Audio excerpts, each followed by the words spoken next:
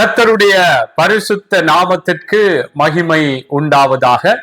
மீண்டும் இந்த நாளிலும் உங்கள் ஒவ்வொருவரோடும் தியானிக்கும்படியாக ஒரு சிறிய தியானத்தை கர்த்தருடைய கிருபையிலே எடுத்து வந்திருக்கிறேன். இன்றைய நாள் தியானத்தினுடைய தலைப்பு வேறுபாட்டின் ஜீவியம் ஜீவியங்கள். வேறுபாட்டின் ஜீவியம் ஜீவியங்கள்.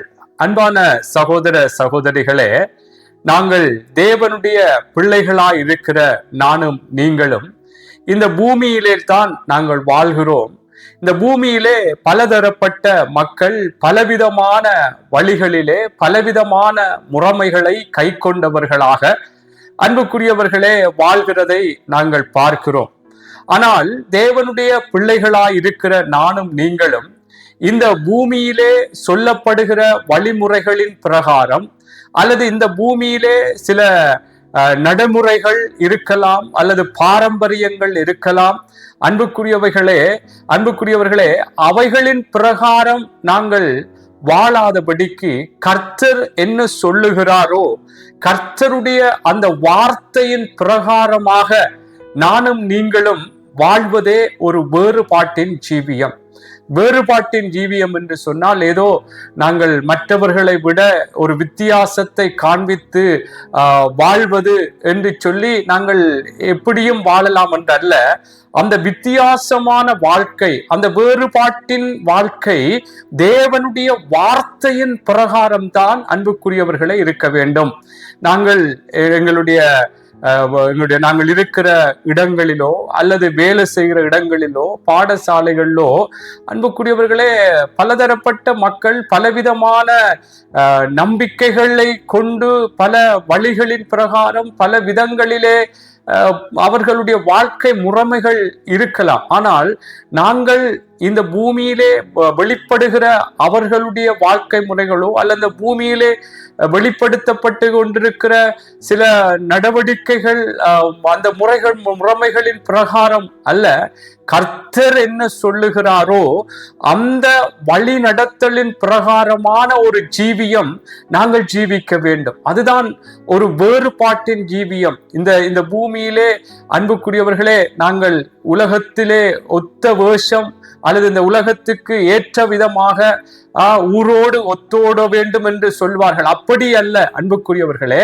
நாங்கள் தேவனுக்குள்ளாக தேவன் என்ன சொல்லுகிறாரோ அந்த வழிமுறைகளின் பிரகாரம் அந்த நடைமுறைகளின் பிரகாரம் தான் நானும் நீங்களும் தேவனுடைய பிள்ளைகளாய் இருக்கிற நானும் நீங்களும் வாழ வேண்டும். ஆமென். ஆகவே இந்த பூமியிலே பல காரியங்கள் நான் சொன்னது போல பலர் பாவங்கள் செய்து கொண்டிருந்தாலும் அது பாவம் அல்ல, அது ஒரு சுதந்திரம் என்று சொல்லி கூட இன்றைக்கு சில நடவடிக்கைகள் இந்த ஆணும் அவர்கள் ஒன்றாயிருப்பது பெண்ணும் ஒன்றாயிருப்பது இப்படியான பல காரியங்களை இந்த உலகத்திலே அதெல்லாம் பாவம் அல்ல, அது அவர்களுடைய சுதந்திரம் இப்படியெல்லாம் பேசுகிறதை பார்க்கிறோம். நாங்கள் இப்படி வாழ்க்கக்கூடாது, இப்படி பல காரியங்களை சொல்ல முடியும். அதனாலே அன்புக்குரியவர்கள் நான் என்ன சொல்லுகிறேன் என்றால், கர்த்தர் எப்படி எங்களை வாழச் சொல்லுகிறாரோ அவருடைய வழிமுறைகள் என்னவோ அதன் பிரகாரம் நானும் நீங்களும் வாழ வேண்டும். அதுதான் ஒரு வேறுபாட்டின் கர்த்தருக்குள்ளாக ஒரு வேறு பிரிந்து ஆண்டவருடைய வழிநடத்தலின் பிரகாரம் வாழ்கிற வாழ்க்கை. பாருங்கள், நான் எஸ்தர் புஸ்தகத்திலே அங்கே அந்த யூத ஜனங்களை குறித்து அந்த ஆமான் ஒரு விடயத்தை சொல்லுகிறார். எஸ்தர் புஸ்தகம் உங்களுக்கு தெரிந்த வேத பகுதியா இருக்கும். எஸ்தர் 3:8 சொல்லுகிறார், அப்பொழுது ஆமான் அகாஸ்வேரு ராஜாவை நோக்கி, உம்முடைய ராஜ்யத்தின் சகல நாடுகளிலும் உள்ள ஜனங்களுக்குள்ளே ஒருவித ஜனங்கள் சிதறுண்டு பரம்பி இருக்கிறார்கள். அவர்களுடைய வழக்கங்கள் சகல ஜனங்களுடைய வழக்கங்களுக்கும் விகற்பமாய் இருக்கிறது. அவர்கள் ராஜாவின் சட்டங்களை கை கொள்ளுகிறது இல்லை. ஆகையால் அவர்களை இப்படி விட்டிருக்கிறது ராஜாவுக்கு நியாயம் இல்லை. எப்படி சொல்லுகிறான் என்றால், அந்த எல்லா ஜனங்களுடைய வழக்கங்களை பார்க்கிலும் இந்த யூத ஜனங்களுடைய வழக்கங்கள் பழக்கங்கள் அவர்களுடைய வாழ்க்கை முறைகள் விகற்பமாய் வித்தியாசமாய் இருக்கிறது என்று. அன்பானவர்கள், இதைத்தான் நான் சொல்லுகிறேன். நாங்கள் தேவனுடைய பிள்ளைகள், நாங்கள் இந்த பூமியிலே வாழ்கிற மக்கள் வாழ்வது போல அவர்கள் என்ன செய்கிறார்களோ, எப்படியெல்லாம் தேவனுக்கு பிரியமில்லாமல் வாழ்கிறார்களோ, அந்த பிரகாரம் நாங்கள் வாழ்வதில்லை. கர்த்தர் என்ன சொல்லி இருக்கிறார், அந்த வாழ்க்கை முறைமைகளைத்தான், அந்த வழிகளைத்தான் எங்களுடைய வாழ்க்கை முறைகளாக நாங்கள் எங்களுடைய வழக்கங்களாக கொள்ள வேண்டும். இந்த ஜனங்களை குறித்து அந்த ஜனங்களுக்கு எதிரான ஒரு ஆமான், அந்த ஜனங்களை அழிக்க வேண்டும் என்று வகை தேடின இந்த ஆமான் என்று சொல்லப்படுகிற அந்த மனுஷன் அந்த ராஜாவுக்கு சொல்லுங்க, இந்த ஜனங்களுடைய வழக்கங்கள் நடவடிக்கைகள் எல்லாம் ஒரு வித்தியாசம். எங்களுடைய நாட்டில் இருக்கிற மக்களுடைய வழக்கங்கள் அவர்களுடைய வாழ்க்கை முறைகளைப் போல இல்லை என்று சொல்லி அங்கே சொல்லுங்க. இப்படித்தான் அன்பானவர்களே, நாங்கள் ஒரு வேறுபாட்டின் ஜீவியம் நாங்கள் ஜீவிக்க வேண்டும். பாவம் செய்கிற ஒரு இடத்திலே, பாவத்தின் காரியங்கள் பெருகி கொண்டிருக்கிற இடத்திலே நாங்கள் வாழ்ந்து கொண்டிருந்தாலும், இந்த பூமி ஒரு பொல்லாங்கனுக்குள்ள இருக்கிறது என்றான் வேதம் சொல்லுகிறது. நாங்கள் வாழ்கிற இடத்திலோ, சுற்று வட்டாரங்களிலோ, அன்புக்குரியவர்களே, வேலை இடங்களிலோ, பாடசாலை காரியங்களிலோ பலவிதமான பாவ காரியங்கள், தேவனுக்கு பிரியமில்லாத பல செயல்கள் இருக்கலாம். அந்த இடத்திலே அவர்கள் என்ன நினைப்பார்கள் என்று சொல்லி அவர்களோடு, அந்த பாவங்களோடு, அந்த நடவடிக்கைகளோடு நாங்கள் சேர்ந்து வாழ்வது வேறுபாட்டின் ஜீவியம் அல்ல. அதற்கு பிரிந்து தேவன் எப்படி என்ன சொல்லுகிறார் என்று சொல்லி வாழ வேண்டும். அன்பானவர்களே, உங்களுக்கு தெரியும், வேதத்திலே தானியேல், சாத்ராக், மேஷாக், ஆபேத்நேகோவை குறித்து வேதம் இப்படியாக உங்களுக்கு சொல்லுகிறதை நீங்களும் அறிந்திருப்பீர்கள். அவர்கள் எப்படியாக அங்கே தேவனுடைய பிள்ளைகளை அந்த எருசலேமிலிருந்து அங்கே பாபிலோனுக்கு சிறைப்பிடித்து கொண்டு வருகிறார்கள். நான் வாசிக்கிறேன் தானியேல் புஸ்தகம் 1வது அதிகாரத்திலே 1வது வசனத்திலிருந்து சில வார்த்தைகளை வாசிக்கிறேன். அவர்கள் எப்படி ஒரு வேறுபாட்டின், அவர்கள் ஒரு பாவமான இடத்திலே, தேவனுக்கு பிரியமில்லாத காரியங்கள் செய்கிற இடத்திலே அவர்கள் சிறைப்பிடித்து கொண்டு வரப்படுகிறார்கள். அந்த இடத்திலே அன்புக்குரியவர்களே, அவர்கள் அந்த இடத்திலே இருக்கிற, நாங்கள் சிறைப்பிடித்து கொண்டு வந்துவிட்டோமே, எங்களை வந்துவிட்டார்களே, ஆகவே இந்த இடத்திலே இவர்கள் என்ன சொல்லுகிறார்கள் அதன்படி வாழுவோம் என்று அவர்கள் வாழவில்லை. அவர்கள் அந்த இடத்திலும் தேவன் எப்படி வாழ வேண்டும் என்று சொல்லி இருக்கிறாரோ அதன் பிரகாரம் வாழ்ந்தார்கள். அந்த வேறுபாட்டின் ஜீவியம் சிறைப்பிடிக்கப்பட்ட தேசத்திலும், சிறைப்பிடித்து கொண்டு வரப்பட்ட தேசத்திலும் வாழ்ந்தார்கள். பாருங்கள், தானியேல் 1:1 நான் வாசிக்கிறேன் 8 வரைக்கும். யூதாவின் ராஜாவாகிய யோயாக்கீம் அரசாண்ட 3ஆம் வருஷத்திலே பாபிலோன் ராஜாவாகிய நேபுகாத்நேச்சார் எருசலேமுக்கு வந்து அதை முற்றுகை போட்டார். அப்பொழுது ஆண்டவர் யூதாவின் ராஜாவாகிய யோயாக்கீமையும் தேவனுடைய ஆலயத்தின் பாத்திரங்களில் சிலவற்றையும் அவன் கையில் ஒப்புக் கொடுத்தார். அவன் அந்த பாத்திரங்களை சினேயா தேசத்தில் உள்ள தன் தேவனுடைய கோவிலுக்கு கொண்டு போய் அவைகளை தன் தேவனுடைய பண்டசாலைக்குள் வைத்தான். அப்பொழுது இஸ்ரவேல் புத்திரருக்குள்ளே ராஜ குலத்தார்களிலும் துறை மக்களிலும் யாதொரு மாசும் இல்லாதவர்களும் அழகானவர்களும் சகல ஞானத்திலும் தேறினவர்களும் அறிவில் சிறந்தவர்களும் கல்வியில் நிபுணரும் ராஜாவின் அரமனையிலே சேவிக்க திறமை உள்ளவர்களுமாகிய சில வாலிபரை கொண்டு வரவும் அவர்களுக்கு கல்தேயரின் எழுத்தையும் பாசியையும் கற்றுக் கொடுக்கவும் ராஜா தன் பிரதானிகளின் தலைவனாகிய அஸ்பெனாசுக்கு கற்பித்தான். ராஜா தான் உண்ணும் போஜனத்திலேயும் தான் குடிக்கும் திராட்சரசத்திலேயும் தினம் ஒரு பங்கை அவர்களுக்கு நியமித்து அவர்களை 3 வருஷம் வளர்க்கவும் அதன் முடிவிலே அவர்கள் ராஜாவுக்கு முன்பாக நிற்கும்படி செய்யவும் கட்டளையிட்டார். அவர்களுக்குள் யூதா புத்திரராகிய தானியேல், அனனியா, மிஷாவேல், அசரியா என்பவர்கள் இருந்தார்கள். பிரதானிகளின் தலைவன் தானியேலுக்கு பெல்தேஷாத்சார் என்றும், அனனியாவுக்கு சாத்ராக் என்றும், மிசாவேலுக்கு மேஷாக் என்றும், அசரியாவுக்கு ஆபேத்நேகோ என்றும் பெயரிட்டான். தானியேல் ராஜாவின் போஜனத்தினாலும் அவர் பானம் பண்ணும் திராட்சரசத்தினாலும் தன்னை தீட்டுப்படுத்தலாகாதென்று தன் இருதயத்தில் தீர்மானம் பண்ணி கொண்டு தன்னை தீட்டுப்படுத்தாதபடி பிரதானிகளின் தலைவனிடத்தில் வேண்டிக் கொண்டு. அன்புக்குரியவர்கள், இந்த இடத்திலே அங்கே ராஜா சிறைப்பிடித்து கொண்டு வந்து அவர்கள் எல்லாம் ஒரு படிப்பிலே அறிவிலே தேறினவர்கள். இவர்களை அங்கே அந்த இடத்திலே அந்த இடத்து மொழிகளை பாபிலோனுக்கு கொண்டு வந்து அந்த இடத்து மொழிகளை கற்பிக்க வைத்து பல காரியங்கள் செய்யப்படுகிறது. ஆனாலும் தேவனுடைய பிள்ளைகளை இந்த சிறைப்பிடித்து கொண்டு வரப்பட்ட இந்த 4 பேரும் அதில் தானியேல் குறித்து சொல்லப்படுது. அவன் எப்படி என்றால், ராஜாவின் போஜனத்தினாலும் அவர் பானம் பண்ணும் திராட்சரசத்தினாலும் தன்னை தீட்டுப்படுத்தலாகாதென்று தன் இருதயத்தில் தீர்மானம் பண்ணி கொண்டு தன்னை தீட்டுப்படுத்தாதபடி பிரதானிகளின் தலைவனிடத்தில் வேண்டிக் கொண்டார். பாருங்கள், அந்த ராஜாவின் போஜனத்தினாலும் திராட்சரசத்தினாலும் அதை எப்படி அங்கே அவருக்கு அந்த போஜனமும் திராட்சரசமும் வருகிறது என்பதை அறிந்து அது தேவனு பிரியமில்லாத காரியங்களுக்குள்ளாக செயற்படுத்தப்பட்டு கொண்டு வரப்படுகிறது என்பதை அறிந்தவனாகி, அன்புக்குரியவர்கள், அதனாலே அந்த போஜனத்தினாலும் அந்த திராட்சரசத்தினாலும் தனக்கு நல்ல ஆசீர்வாதம் தானே என்று யோசிக்காமல், அன்புக்குரியவர்களை, இது தேவனு பிரியமில்லை, அதனால இதனாலே நான் தீட்டுப்படக்கூடாது என்று தீர்மானம் பண்ணி அதிலிருந்து விலகி, அன்புக்குரியவர்களே, அதை உண்ணாமல் குடிக்காமல் இருந்தான் என்று சொல்லப்படும். இதுதான் வேறுபாட்டின் ஜீவியம். ஒரு சிறைப்பிடித்து கொண்டு வரப்பட்டிருக்கிறார்கள், பாபிலோன் தேசம், அந்நிய தேசம். ஆனாலும் அந்த இடத்திலும் தேவன் எதை விரும்புகிறார், தேவனுக்கு எது பிரியம் என்று சொல்லி, இந்த தானியேல், சாத்ராக், மேஷாக், ஆபேத்நேகோ என்று சொல்லுகிற இந்த தேவனுடைய பிள்ளைகள் அங்கே ஒரு வேறுபாட்டின் ஜீவியம், கர்த்தருக்கு பிரியமானபடி வாழ்ந்தார்கள் என்று பார்க்கிறோம். இப்படித்தான் அன்பானவர்களே, நாங்களும் இந்த பூமியில வாழ்கிறோம், பலதரப்பட்ட மக்களை சந்திக்கிறோம். வேலையிடங்கள், பாடசாலைகள், எங்களுடைய சுற்று வட்டாரங்கள், எங்களுடைய சொந்தங்களாக கூட இருக்கலாம்.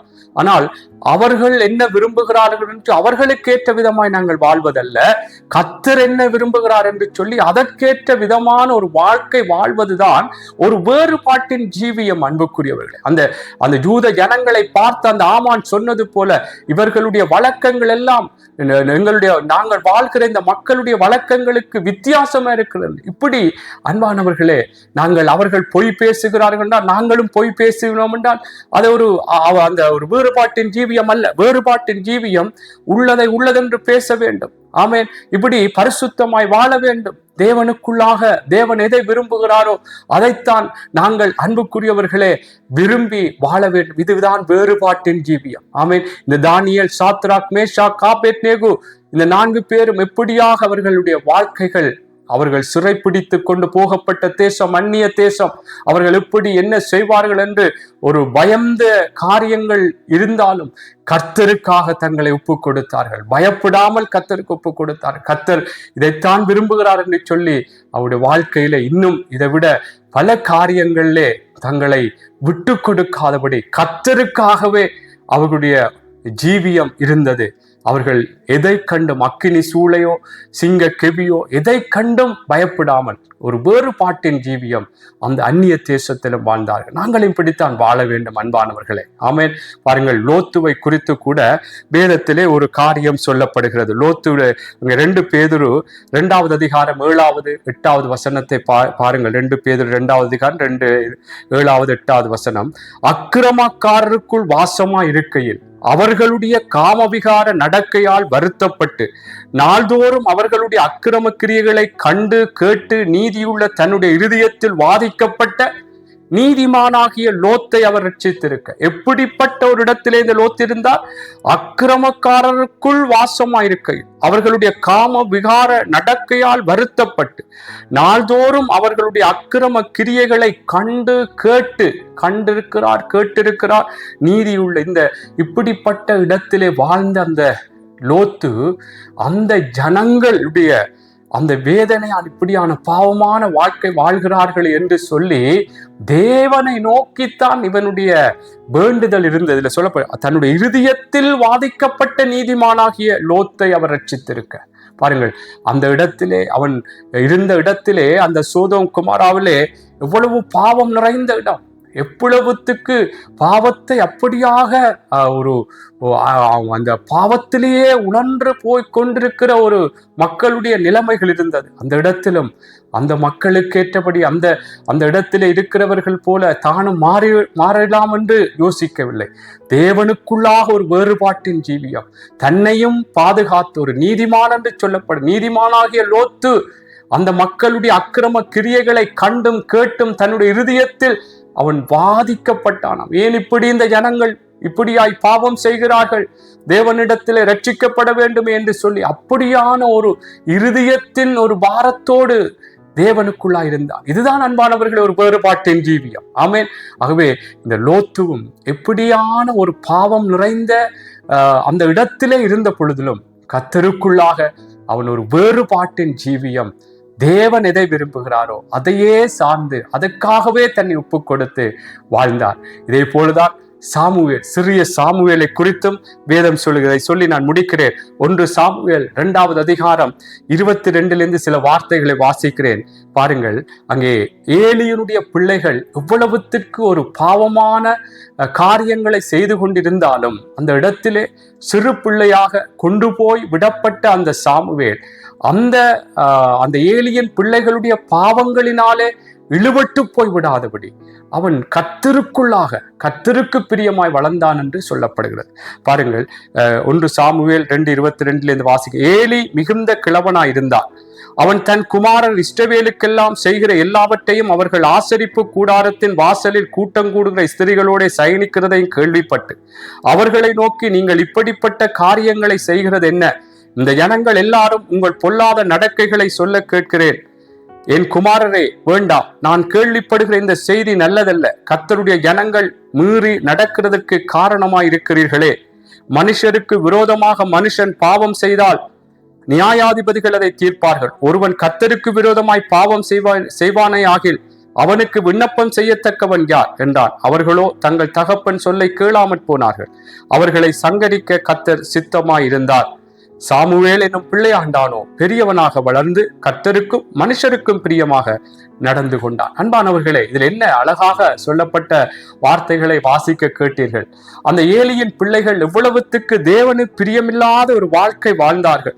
கர்த்தருக்கு ஒரு கோபம் வரத்தக்கதாக அங்கே அந்த வருகிற ஜனங்களுக்கும் எப்படியாக ஒரு கூடாத காரியங்களை செய்தார்கள் என்று சொல்லப்படவில்லை. பாருங்கள், ஆசரிப்பு கூடாரத்தின் வாசல்களில் கூட்டம் கூடுகிற ஸ்திரீகளோட சயனிக்கிறதையும் கேள்விப்பட்டு என்று சொல்லுகிறார்.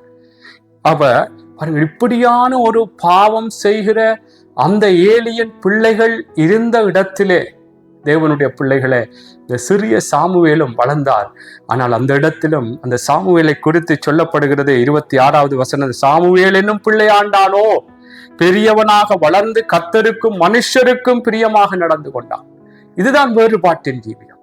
கர்த்தர் என்ன விரும்புகிறார்? எனக்கு பக்கத்திலே பாவம் செய்கிற மனுஷர்கள், பாவமான வார்த்தை பிரயோகங்கள், பல காரியங்கள் இருந்தாலும் நாங்கள் தேவனுடைய பிள்ளைகளே, இந்த பூமிக்கு உப்பு, இந்த உலகத்திற்கு வெளிச்சம். இதுதான் வேறுபாட்டின் ஜீவியம். கர்த்தர் என்ன சொல்லுகிறாரோ அதன் பிரகாரம் நாங்கள் வாழ வேண்டும். ஆமென். இந்த சிறிய சாமுவேல் ஏலியின் பிள்ளைகள் பாவம் செய்து கொண்டிருந்த இடத்தில் தான் வளர்ந்து கொண்டிருந்தான். ஆனால் அவன் அந்த பாவத்தினாலே இழுக்கப்படாதபடி, அன்புக்குரியவர்களே, கர்த்தருக்குள்ளாக கர்த்தருக்கு பிரியமானவாகவும் மனுஷருக்கு பிரியமாகவும் நடந்து கொண்டானாம். இதுதான் தேவ பிள்ளைகளே, இந்த நாட்களிலும் நானும் நீங்களும் வாழ வேண்டும். வேறுபாட்டின் ஜீவியம். இந்த உலகத்திலே பல காரியங்கள் வரலாம், வேலை இடங்கள்ல வரலாம், பாடசாலைகள்ல வரலாம், நாங்கள் சுற்று வட்டாரங்கள்ல வரலாம். இப்படியாக செய்ய போகிறோம், இதற்கு எதிராக, இந்த மனுஷருக்கு எதிராக, அல்லது ஏதோ ஒரு பாவமான காரியங்களுக்கு நாங்கள் ஒத்தாசையா இருக்க வேண்டும். நான் சொன்னது போல ஆணும் ஆணும் பெண்ணும் பெண்ணும் இப்படியான ஆர்ப்பாட்டங்கள், போராட்டங்கள், இப்படி பல காரியங்கள் வருகிற நாட்கள்ல வரலாம். இப்படி தேவனுக்கு பிரியமில்லாத பல காரியங்களுக்காக சில காரியங்கள் வேலை இடங்களிலே முடிவுகளை எடுத்தது கையெழுத்து போட வேண்டும். இப்படியெல்லாம் வரும் பொழுது கர்த்தருக்கு பிரியமான படித்தான் நாங்கள் வாழ வேண்டும். அவர்கள் சொல்லுகிறார்களே, இல்லைன்னா வேலை இல்லாம போய்விடுமே, அல்லது மற்றவர்கள் என்ன நினைப்பார்கள் என்றெல்லாம் நினைத்து அப்படி இல்லை. நாங்கள் ஒரு வேறுபாட்டின் ஜீவியம். கர்த்தர் என்ன விரும்புகிறார், கர்த்தர் என்ன சொல்லுகிறார், கர்த்தருடைய வழி என்ன, அந்த முறைமைகள், அந்த வழக்கங்கள், அந்த பழக்கங்கள், அந்த நடவு முறைகளின் பிரகாரம் தான் நானும் நீங்களும் வாழ வேண்டும். இதுதான் வேறுபாட்டின் கர்த்தருக்குள்ளாக வாழ்கிற ஒரு ஜீவியம். ஆகவே அன்பானவர்களே, நானும் நீங்களும் கர்த்தருக்குள்ளே ஒரு வேறுபாட்டின் ஜீவியம், கர்த்தர் விரும்புகிறபடி, கர்த்தருடைய வார்த்தைகளின் பிரகாரம், ஆமென், நாங்கள் இந்த இந்த பூமிக்குள் தான் வாழ்கிறோம். இந்த பூமி பொல்லாங்கனுக்குள் தான் இருக்கிறது. ஆனால் அந்த பூமியிலே நடக்கிற நடவடிக்கைகள், பல வெளிப்படுகிற காரியங்கள், பாரம்பரியங்கள், பல பாவமான காரியங்கள், இதற்கெல்லாம் நாங்கள் ஒத்துப்போவாங்க. கர்த்தர் சொல்லுகிறதும் பிரகாரம் நாங்கள் வாழ்ந்து கர்த்தரை மகிமைப்படுத்துவோம். இதுதான் ஒரு வேறுபாட்டின் ஜீவியம். ஆகவே இந்த வேறுபாட்டின் ஜீவியம் நானும் நீங்களும் ஆண்டவருடைய வருகை வருமட்டும் இந்த பூமியிலே வாழ்ந்து கர்த்தரை மகிமைப்படுத்துவோம். நாங்கள் இந்த பூமிக்கு உப்பாக, இந்த உலகத்துக்கு வெளிச்சமாக இருந்து கர்த்தருக்குள்ளாக அநேகரை அவருடைய வழிகளிலே நடத்த எங்களுடைய வாழ்க்கைகள் இன்னும் தேவனுக்குள்ளாக ஒரு வேறுபாட்டின் ஜீவியத்தை நாங்கள் ஜீவிக்க கர்த்தர் எங்களை நடத்துவாராக. ஆமேன். கர்த்தர் என்னையும் உங்களையும் ஆசீர்வதிப்பாராக. ஆமேன். ஆமேன்.